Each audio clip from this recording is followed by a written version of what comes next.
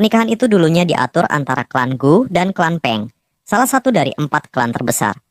Alasannya sederhana, kedua klan memiliki status setara, dan usia mereka juga sepadan. Selama tidak ada yang menghalangi, Yang Cheon akan menjadi pewaris klan Gu. Sementara klan Peng merasa bahwa ikatan pernikahan akan menguntungkan kedua pihak. Namun masalah muncul karena kenakalan Yang Cheon di masa lalu. Rumor buruk tentang dirinya beredar luas, mulai dari kebiasaannya bolos latihan, hingga sering menimbulkan masalah. Hal itu membuat klan Peng ragu, hingga akhirnya benar-benar menghentikan perjodohan, setelah ucapan menyakitkan yang pernah dilontarkan Yang Cheon sendiri kepada gadis itu. Kini, sang gadis menatapnya dan bertanya alasan keberadaannya di sana. Yang Cheon menjawab singkat, mengingatkan bahwa keluarganya adalah tuan rumah acara ini. Ia balik bertanya tujuan kedatangannya. Gadis itu dengan tegas berkata bahwa ia memiliki urusan sendiri dan mengingatkan bahwa klan Gu tidak memiliki seluruh wilayah Shaanxi. Karena itu, ia tidak berkewajiban melapor kepadanya. Yang Cheon hanya menanggapi dingin, mengatakan bahwa ia tidak peduli. Hal itu membuat gadis itu kesal, lalu mengingatkan bahwa dirinya 1 tahun lebih tua darinya. Spontan, Yang Cheon meminta maaf, seolah baru teringat hal itu. Saat mereka berbicara, ia melihat Wi Seol-ah berjalan sambil membawa banyak dumpling. Dengan tenang, ia memanggil Seol-ah untuk segera mengikutinya. Gadis kecil itu pun melangkah hati-hati, mendekat sambil menenteng makanan. Dengan sopan, Yang Cheon berkata agar sang gadis menikmati waktunya, lalu berjalan melewatinya bersama Mu Yeon. Ia menambahkan bahwa dirinya cukup sibuk dan akan berbicara lain kali. Perkataannya membuat gadis itu terkejut, sampai-sampai ia menoleh cepat, ingin mengatakan sesuatu, tetapi akhirnya menahan diri. Dalam hati, ia mengingatkan dirinya bahwa ia juga tengah sibuk mengurus kakaknya.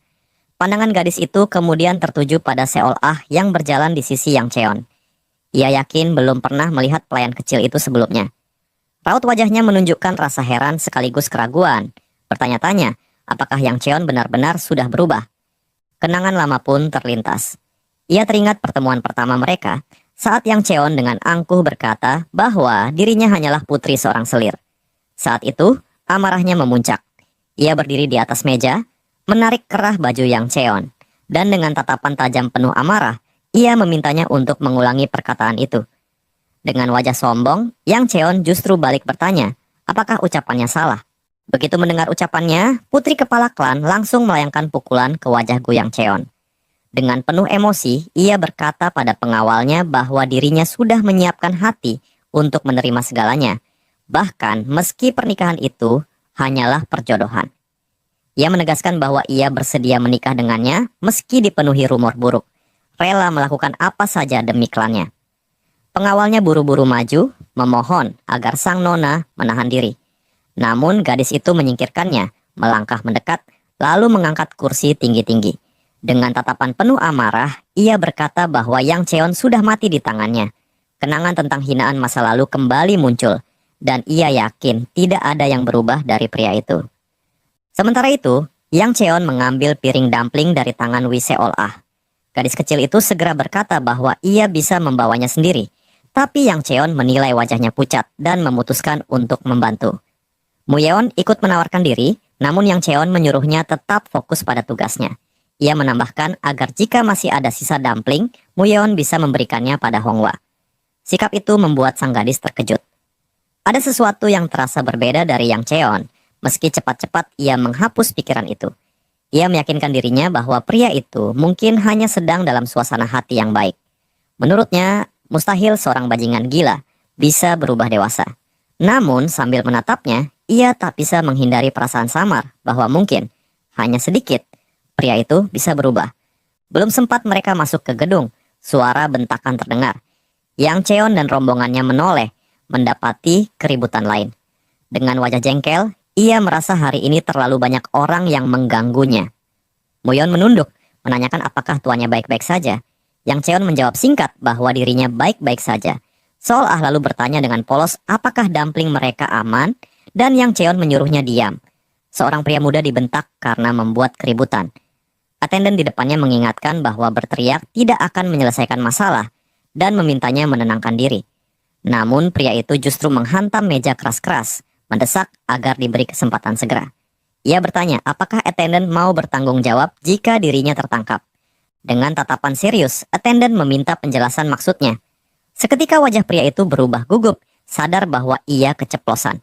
Ia buru-buru menyangkal ucapannya, tapi attendant mendesaknya, menuduhnya bercanda di waktu yang tidak tepat. Mu Yeon menoleh pada tuannya, bertanya apakah mereka harus turun tangan. Namun Yang Cheon menjawab bahwa siapapun bisa ikut serta dalam Unified Dragon Assembly, selama bisa membuktikan identitasnya. Mu Yeon memperjelas, maksudnya apakah mereka harus membiarkan pria itu terus membuat keributan. Yang Cheon menjelaskan bahwa perebutan seperti ini bukan hal baru. Ia yakin para pendekar klan Gu yang berjaga akan segera menanganinya. Salah satu pendekar pun maju, menepuk bahu pria itu, dan menyuruhnya berhenti di situ. Namun begitu disentuh, pria itu justru mencengkeram tangan sang pendekar, lalu membantingnya ke tanah. Attendant terperanjat menuntut penjelasan atas tindakannya. Dengan tatapan dingin, pria itu berkata bahwa ia baru saja membuktikan keahliannya. Ia bertanya apakah kini dirinya bisa ikut berpartisipasi. Attendant menegaskan bahwa ia gila dan menolak pendaftarannya setelah berani menjatuhkan pendekar mereka. Namun pria itu bersikeras bahwa ia hanya menunjukkan kemampuannya. Dari kejauhan, Mu Yeon kembali berbisik pada tuannya, menanyakan apakah saat ini mereka perlu ikut campur. Sebelum Yang Cheon menjawab, Seol Ah sudah menimpali dengan nada konyol, menggambarkan bagaimana pria itu membanting pendekar seperti Wam. Yang Cheon memutuskan untuk berjalan masuk, memerintahkan Mu Yeon mengikutinya. Pengawalnya sempat ragu, bertanya apakah bijak meninggalkan keributan itu. Dengan wajah tegang, Yang Cheon berkata bahwa ia tidak mau terlibat dan meminta Mu Yeon masuk bersamanya. Meski enggan, Mu Yeon akhirnya menuruti setelah Yang Cheon menegaskan bahwa masalah itu akan ditangani oleh yang lain. Tak lama, attendant menegur pria tersebut, menyatakan bahwa ia tidak bisa seenaknya. Mereka memiliki aturan sendiri, dan tanpa identitas yang jelas, ia tetap tidak bisa masuk. Pria itu menatap tajam, bertanya apakah kemampuan yang baru ia tunjukkan belum cukup. Attendant mengakui bahwa ia tidak meragukan keahliannya, namun itu bukanlah syarat utama. Merasa diremehkan, pria itu langsung marah. Dengan nada tajam, ia bertanya apakah attendant berani tidak menghormati pewaris muda dari klan Peng. Yang Cheon dan putri klan Peng serentak menoleh saat mendengar suara itu. Mereka terkejut ketika pemuda itu menyebut dirinya sebagai kepala muda klan Peng. Adegan kemudian bergeser ke masa lalu. Salju turun di halaman sebuah manor besar. Di sana, seorang gadis bernama Peng Ah Hee bertanya pada kakaknya apa yang sedang dia lakukan. Dengan senyum cerah, pemuda itu menyambut adiknya. Ia menjelaskan bahwa dirinya sedang menghangatkan badan di depan api karena udara begitu dingin. Sekaligus, ia memutuskan memanggang ubi manis di dekat perapian. Ah Hee tidak tertarik dengan alasannya menyalakan api tepat di samping kamarnya. Ia hanya ingin tahu untuk apa kakaknya memegang sebuah plakat di tangannya. Pemuda itu, sambil tetap tersenyum, berkata bahwa ubi panggangnya terlalu lama matang, jadi ia berniat menggunakan plakat itu agar api lebih besar. Mendengar itu, Ah Hee langsung melempar sesuatu ke arah kepala kakaknya. Pemuda itu kaget, mengingatkan bahwa ia baru saja memukul kakaknya sendiri. Namun, Ah Hee dengan tegas menjawab bahwa ia memang pantas dipukul. Ia bertanya apakah kakaknya tidak sadar apa yang sebenarnya sedang ia pegang. Sang pemuda dengan polos menyebut itu hanyalah kayu bakar. Ah Hee mengingatkan bahwa plakat tersebut adalah pemberian langsung dari kepala klan Peng, sebagai penghargaan karena sang pemuda lulus sebagai murid terbaik di Divine Dragon Academy, sekaligus menjadi penerus termuda dalam sejarah. Meski ia tahu nilai dari plakat itu, pemuda itu dengan santai tetap berkata ingin menggunakannya untuk menambah nyala api. Kesal, Ah Hee meraih ubi dari tangan kakaknya dan mengangkatnya, seakan ingin memukul. Namun, akhirnya ia mengurungkan niat. Dengan nada tegas, ia menasihati kakaknya agar bersikap lebih pantas sebagai seorang penerus. Pemuda itu hanya tertawa mendengar kata penerus. Ah Hee terdiam, terkejut melihat ekspresi kakaknya. Ia mengakui bahwa sulit menebak apa yang dipikirkan kakaknya. Ia juga mengingatkan bahwa meski masih muda, kakaknya sudah memiliki bakat dan kemampuan, serta telah ditunjuk sebagai penerus. Namun, menurutnya, sang kakak tetap terlihat tidak puas, walaupun sudah meraih banyak pencapaian. Dengan senyum cerah, pemuda itu menegaskan bahwa dirinya tidak merasa tidak puas. Ia hanya ingin meninggalkan manor. Sambil meniup ubi panas, Ahe berkata bahwa kakaknya bisa saja pergi dan kembali lagi nanti. Pemuda itu tampak kaget mendengar usulan tersebut. Adegan berganti. Ahe kini membaca sebuah surat dari kakaknya. Dengan nada kesal, ia mengepal kertas itu. Dalam surat, sang kakak menulis bahwa ia hanya akan pergi sebentar. Namun ternyata, yang ia maksud dengan sebentar adalah 4 bulan penuh. Ahi tidak percaya kakaknya bisa bersikap seenteng itu. Saat ia masih menggenggam surat, pengawalnya datang memberi kabar bahwa sekte pengemis telah menemukan keberadaan sang kakak, dan ia berada di Shaanxi. Ahi terkejut mendengar betapa jauh kakaknya pergi. Kembali ke masa kini, pemuda yang mengaku sebagai kepala muda klan Peng berdebat dengan seorang petugas. Ia menegaskan bahwa sudah memperlihatkan semua kemampuannya. Namun, petugas itu menantangnya untuk menjelaskan apa gunanya semua itu. Dengan wajah penuh amarah, pemuda itu memohon agar diizinkan ikut serta dalam acara. Petugas berusaha menenangkan, tetapi pemuda itu memotong ucapannya. Ia berkata tidak memiliki banyak waktu, bahkan menyinggung apakah ia harus menunjukkan teknik Dark Knight Blade agar dipercaya. Mendengar itu, Muyeon berbisik pada Gu Yang Cheon bahwa pemuda itu baru saja menyebut Dark Knight Blade. Yang Cheon menjelaskan bahwa teknik tersebut hanya diwariskan pada garis keturunan langsung klan Peng. Ia pun mulai bertanya-tanya apakah yang dilihatnya memang benar kepala muda klan Peng. Yang Cheon segera memutuskan untuk pergi. Ia tidak ingin terlibat dalam sesuatu yang bukan urusannya. Namun, begitu ia berbalik, sosok tetua kedua muncul di hadapannya. Dengan cepat, tetua itu meraih kepala Yang Cheon. Ia menegaskan bahwa seseorang yang mengetahui teknik Dark Knight Blade pastilah kepala muda klan Peng. Seketika itu juga, Yang Cheon menyadari bahwa dirinya berada dalam masalah besar. Tetua kedua lalu memerintahkan petugas agar mengizinkan pemuda itu ikut serta, karena ia sudah membuktikan kemampuan. Sang pemuda menangkupkan tangan dan menunduk hormat. Ia memperkenalkan diri sebagai Peng Wujin, kepala muda klan Peng. Dengan hormat, ia menyebut tetua itu sebagai Grandmaster Pure Flame Fist dari klan Gu yang ternama, dan mengatakan bahwa sebuah kehormatan baginya bisa bertemu langsung. Tetua kedua tertawa ketika mendengar cara Peng Wujin menyapanya. Ia berkata sudah lama tidak mendengar gelar itu. Dengan santai, ia menegaskan bahwa Wujin bisa ikut serta dalam acara tersebut. Namun, petugas ragu dan berkata bahwa identitas Wujin sebagai kepala muda klan Peng belum benar-benar terkonfirmasi. Tetua kedua langsung menegaskan bahwa pemuda itu memang benar penerus klan Peng. Petugas tampak terkejut mendengarnya. Sang tetua lalu menjelaskan bahwa wajah Wujin sangat mirip dengan ayahnya. Selain itu, fisiknya jelas menunjukkan ciri khas keluarga Peng. Bagi tetua kedua, cincin hitam yang melingkar di tangan Wujin sudah cukup menjadi bukti identitasnya. Gu Yang Cheon memperhatikan cincin itu. Ia teringat bahwa cincin yang sama juga dikenakan oleh Peng Ahe. Sulit baginya untuk percaya bahwa pemuda ceroboh ini benar-benar kepala muda klan Peng. Dengan senyum, tetua kedua bertanya alasan mengapa penerus klan Peng ingin mengikuti acara yang tujuan utamanya adalah memilih anggota baru untuk pasukan pedang klan Gu. Dengan percaya diri, Wujin menjawab bahwa kehidupan di dalam klan Peng terasa membosankan. Tetua kedua tertawa mendengar jawabannya, menyebut alasan itu tidaklah buruk. Yang Cheon hanya bisa bertanya-tanya apakah Wujin sudah kehilangan akal. Tetua kedua kemudian bertanya, apakah pemuda itu mendapat izin dari keluarganya. Wujin mengaku bahwa ia kabur dari rumah karena tahu keluarganya tidak akan pernah mengizinkannya datang. Mendengar itu, tetua kedua tertawa lebih keras lagi, lalu melirik Yang Cheon dan bertanya, apakah ia juga mendengarnya. Yang Cheon merasa Wujin benar-benar bodoh. Tetua kedua lalu mengamati tubuh Wujin dan menyadari bahwa pemuda itu dilatih dengan baik. Ia bertanya tentang usianya. Wujin menjawab bahwa tahun ini ia berusia 23. Tetua kedua tampak terkejut.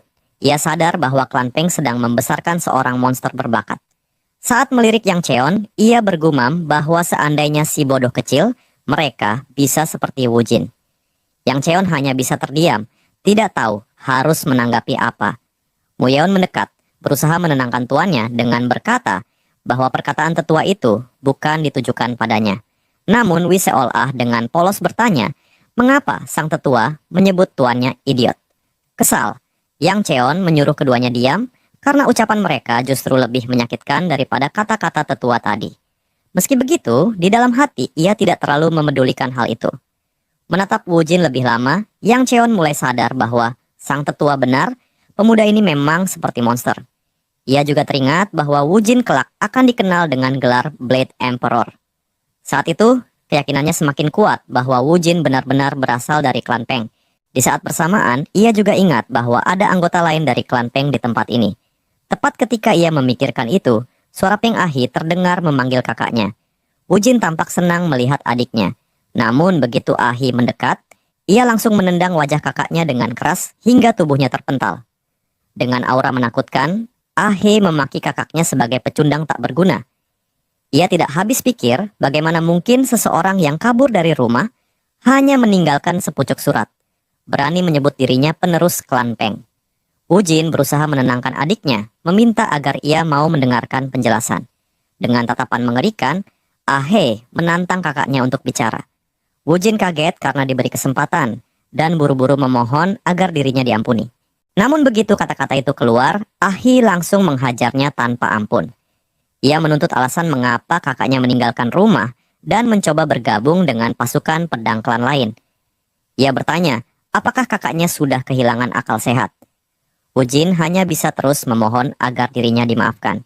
Goyang Cheon terkejut melihat pemandangan itu. Ia sempat menyarankan agar tetua menghentikan Ahe, takut sang gadis benar-benar membunuh kakaknya. Namun, tetua kedua menenangkannya, mengatakan bahwa pria dari klan Peng dikenal tangguh, bahkan mampu bertahan meski dihantam dengan batang besi. Wu Jin berteriak, memanggil Grandmaster dan memohon pertolongan. Yang Cheon kembali bertanya pada tetua itu apakah ia benar-benar yakin dengan ucapannya. Barulah tetua kedua menyuruh Ahi berhenti, mengingatkan bahwa jika diteruskan, ia bisa saja membunuh kakaknya. Hei kesal karena ada yang berani ikut campur. Ia hendak mengeluarkan kata-kata kasar, tetapi seketika bungkam saat menyadari yang berbicara adalah Grandmaster sendiri. Ia segera berbalik dan memberi salam hormat pada tetua kedua, lalu meminta maaf karena membuatnya menyaksikan pertengkaran keluarga yang sepele. Tetua itu hanya tertawa, mengatakan tidak masalah, dan justru merasa senang bisa bertemu dengan orang sekonyol Wu Jin. Ahi menunduk hormat, berjanji akan memberi kompensasi atas kejadian tersebut, lalu menyatakan bahwa ia dan kakaknya akan pergi. Namun, Wu Jin menolak dan bersikeras ingin tetap tinggal. Peng Ahe merasa kesal mendengar ucapan itu, lalu bertanya pada kakaknya apakah ia belum cukup dipukuli. Dengan tatapan dingin, Wu Jin balik bertanya apakah dirinya terlihat seperti sedang bercanda. Sorot mata itu membuat Ahi gugup, ia pun meminta penjelasan darinya. Wu Jin mengaku bahwa hidup di dalam klan terasa membosankan. Ahi balik bertanya, apakah klan Gu dan klan lainnya lebih menarik baginya? Wu Jin menjawab bahwa kemungkinan besar memang lebih menarik dibandingkan klan mereka sendiri. Gadis itu lalu menepuk bahu kakaknya, memohon padanya untuk lebih dewasa. Ia mengingatkan bahwa Wu Jin adalah penerus klan. Namun, Wu Jin menegaskan keinginannya untuk menikmati hidup sebelum akhirnya memikul tanggung jawab sebagai kepala klan. Ia mengingatkan bahwa satu-satunya cara untuk tidak menjadi kepala klan adalah lumpuh atau mati. Dan jelas kedua, jalan itu bukan pilihan. Dengan wajah serius, ia menuturkan bahwa sebenarnya ia tidak ingin menjadi kepala klan. Menurutnya, hampir semua orang di dalam klan hanyalah monster dengan nama, dan satu-satunya alasan ia mau menerima posisi itu hanyalah agar Ahi terbebas dari beban tersebut. Goyang Cheon menoleh pada tetua kedua, bertanya, apakah ia sungguh akan membiarkan Wu Jin ikut serta dalam kompetisi? Ia mempertanyakan apakah sang tetua tidak takut terlibat dalam urusan internal klan Peng. Tetua kedua tersenyum tipis. Ia menjawab bahwa dirinya memang ingin Wu Jin ikut, namun tidak berniat mencampuri masalah klan tersebut. Saat melihat kedua kakak beradik itu, sebuah ide muncul di benaknya. Dengan senyum penuh tantangan, ia mengatakan bahwa Wu Jin boleh ikut, asalkan bisa mengalahkannya. Semua orang terkejut mendengar syarat itu. Ahe langsung menyanggah bahwa hal tersebut tidak masuk akal. Goyang Cheon pun bertanya, apakah tetua kedua sudah kehilangan akalnya? Namun, lelaki tua itu tetap tersenyum, menyatakan bahwa pemenang akan ditentukan hanya dalam 10 gerakan. Wu Jin menatap serius dan memastikan, hanya itu. Tetua kedua menegaskan bahwa dirinya tidak pernah berbohong. Mendengar itu, Ahe segera memerintahkan pengawalnya, Yobi, untuk melindungi Wu Jin. Tetua kedua lalu menetapkan aturan. Jika dalam 10 gerakan Wu Jin berhasil menyentuhnya, maka ia akan dianggap menang. Baru saja kata-kata itu selesai diucapkan, Wu Jin sudah muncul di belakangnya. Ia meraih pedang Yaobi dan hampir menebas tetua kedua. Namun sebelum tebasan itu mengenai, lelaki tua itu malah tertawa. Ia berkata bahwa Wu Jin terlalu terburu-buru. Sesaat kemudian, ia berbalik dan mengepalkan tinju. Adegan berpindah ke arena. Seorang pengumum memberitahu penonton bahwa mereka akan menyaksikan pertarungan dua bintang yang akan memimpin klan Gu di masa depan. Ia menyebut Gu Yeonseo sebagai Flame Sword. Gadis itu hanya tersenyum mendengar julukan tersebut. Lawan yang akan ia hadapi adalah Gu Yang Cheon. Saat menatap kakaknya, Yang Cheon bertanya-tanya dalam hati, mengapa dirinya justru harus berhadapan dengan Yeonseo. Adegan berganti ke masa lalu. Terlihat tetua kedua melayangkan pukulan keras ke wajah Wu Jin, membuat pemuda itu terpental jauh. Sang tetua menarik napas panjang, lalu dengan senyum puas, ia menyatakan kemenangannya pada Gu Yang Cheon dan Ahei. Keduanya terkejut, sementara Yang Cheon mengingatkan bahwa seharusnya tetua hanya menghindar. Lelaki tua itu menanggapi santai, bertanya kapan ia pernah menetapkan aturan seperti itu. Ia menekankan bahwa mereka semua sepakat mengadakan sparring, dan ia sudah menahan kekuatannya sehingga Wu Jin akan segera sadar. Yang Cheon dengan dingin mengatakan bahwa jika klan Peng datang menuntut, ia tidak akan ikut campur. Tetua kedua menepuk dadanya, mengingatkan bahwa dirinya adalah pure flame fist. Ia berkata tidak akan mati seorang diri. Mendengar itu, Yang Cheon justru berharap ia benar-benar mati kesepian. Setelah berkata begitu, ia memanggil Ahei dan menegaskan bahwa apa yang dilakukan tetua sepenuhnya kehendaknya sendiri. Ahei menanggapinya dengan tenang. Ia mengatakan tidak masalah, bahkan merasa lega melihat kakaknya pingsan. Menurutnya, entah masalah macam apa yang bisa ditimbulkan Wu Jin sehingga masuk akal jika tetua menyarankan sparring. Tetua kedua malah tertawa, mengaku bahwa alasan sebenarnya hanya karena ia merasa itu lucu. Yang Cheon terdiam, sulit percaya bagaimana orang seperti itu bisa menjadi tetua klan. Saat ia masih tenggelam dalam pikirannya, Wi Seol-ah menepuknya. Yang Cheon menyuruhnya bersiap pergi, namun gadis itu justru mengungkapkan kekagumannya pada sang tetua. Menurutnya, kakek beruang itu sangat keren. Bahkan ia berusaha menggambarkan bagaimana tetua bertarung. Yang Cheon terkejut melihat ekspresi tulus Seol-ah. Ia pun bertanya-tanya bagaimana mungkin gadis sebaik ini bisa menjadi penyelamat dunia. Tetua kedua tersenyum puas mendengar pujian itu. Ia mengatakan bahwa mata Seol-ah jauh lebih jeli dibandingkan anak murung di sebelahnya. Dengan penuh semangat, ia mengeluarkan sesuatu dari balik bajunya. Sebuah kue merah yang diberikan pada Seol-ah sebagai hadiah.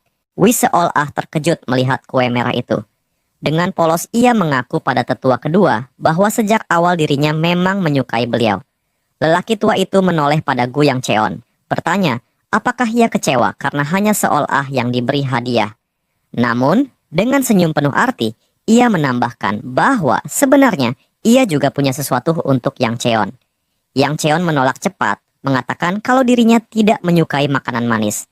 Tapi di luar dugaan, tetua kedua mengungkapkan bahwa hadiah yang dimaksud bukanlah permen atau kue, melainkan kesempatan untuk ikut serta dalam pertandingan eksibisi setelah Unified Dragon Assembly.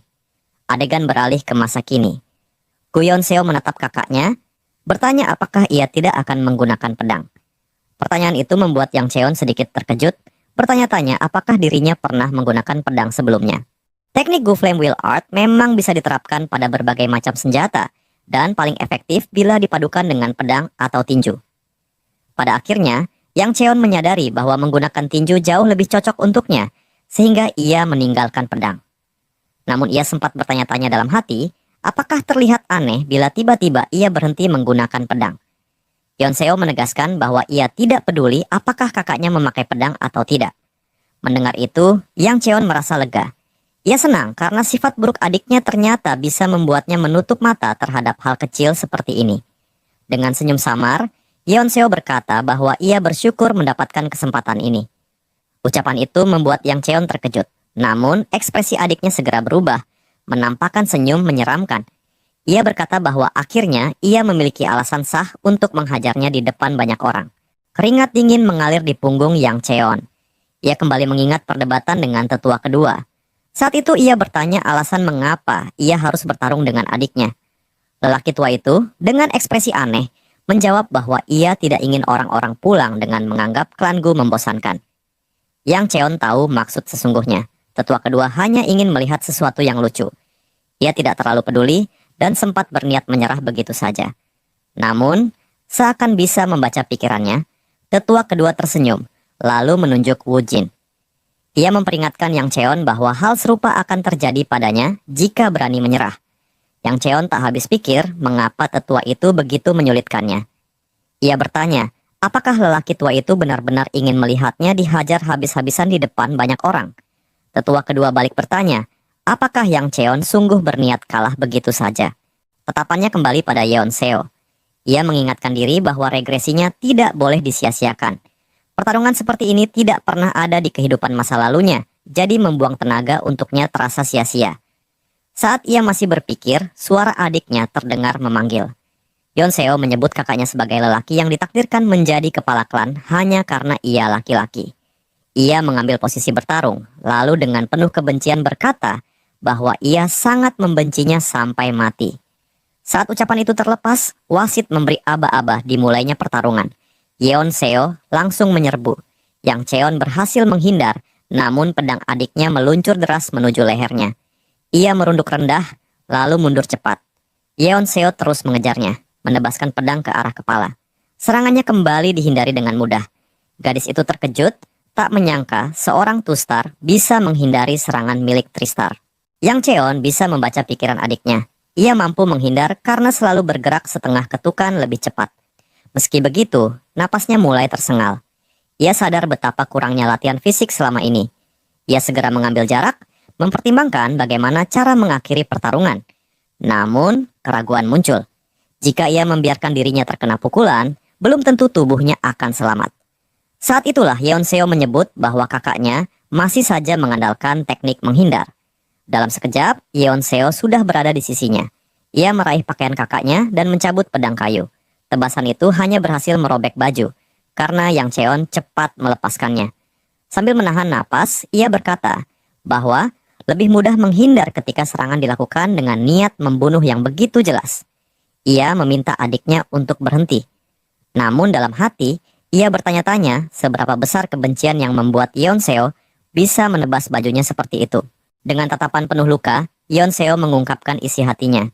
Ia berkata bahwa selama ini ia memaksa diri menerima kenyataan bahwa dirinya tak akan pernah menjadi kepala klan, meski sudah berlatih mati-matian. Baginya, tak masuk akal jika kakaknya yang menghabiskan hidup dengan sia-sia bisa menjadi kepala klan hanya karena ia laki-laki. Ia menuntut jawaban. Apakah Yang Cheon mampu memahami penderitaannya? Begitu kata-kata itu keluar, energi mengalir di sekitar pedangnya. Yang Cheon terperanjat. Teknik itu jelas jauh melampaui batas seorang Tristar. Pedang Yeon Seo berputar dengan kecepatan luar biasa. Dengan amarah membara, ia kembali menyerang kakaknya dengan serangan yang lebih ganas. Gu Yang Cheon berusaha keras menghindari serangan demi serangan. Gu Yeon Seo menggertakkan giginya, lalu mengepalkan tangan dengan penuh amarah. Ia menuduh kakaknya selalu lari dari kenyataan. Ucapan itu disertai pukulan, namun Yang Cheon kembali berhasil menghindar. Yeon Seo berputar cepat, mengarahkan tendangan ke tubuh kakaknya. Ia menyebut Yang Cheon tidak berbakat dan malas berusaha. Serangan itu sempat ditahan dengan tangan, membuat Yeon Seo mundur selangkah dengan wajah yang diliputi amarah. Ia menatap tajam dan berkata, jika kakaknya hanya ingin hidup tanpa arti, sebaiknya ia menghilang saja. Begitu kata-kata itu meluncur, Yeon Seo kembali menerjang. Saat jarak mereka semakin dekat, Yang Cheon melihat ada air mata di mata adiknya. Tepat sebelum pedangnya mengenai tubuh sang kakak, Yeon Seo berbisik agar ia lenyap seperti ibunya. Mendengar itu, tangan Yang Cheon langsung menangkap pergelangan Yeon Seo. Energi pada pedang adiknya seketika padam. Dengan wajah mengerikan, ia meminta Yeon Seo mengulang apa yang baru saja dikatakan.